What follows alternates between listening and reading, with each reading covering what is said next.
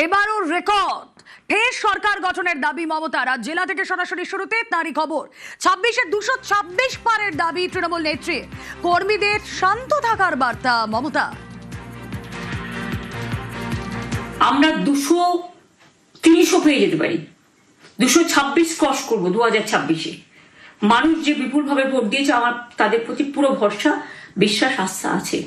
আমাদের মামাটি মানুষের সরকারই আমরা গঠন করছি এবং করব।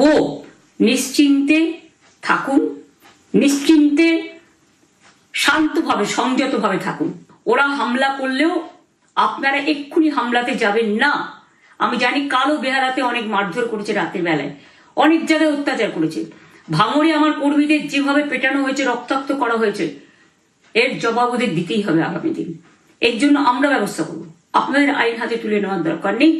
আর আমি প্রশাসনকেও বলবো, অনেক খেল আপনারা দেখিয়েছেন বিজেপির কথায়, দয়া করে কাউন্টিংয়ে আমাদের ছেলে মেয়েদের গায়ে বা মানুষের গায়ে বা কোনো রাজনৈতিক দলের গায়ে হাত দেওয়ার চেষ্টা করবেন না। অনেক পিটিয়েছেন, আর নয়।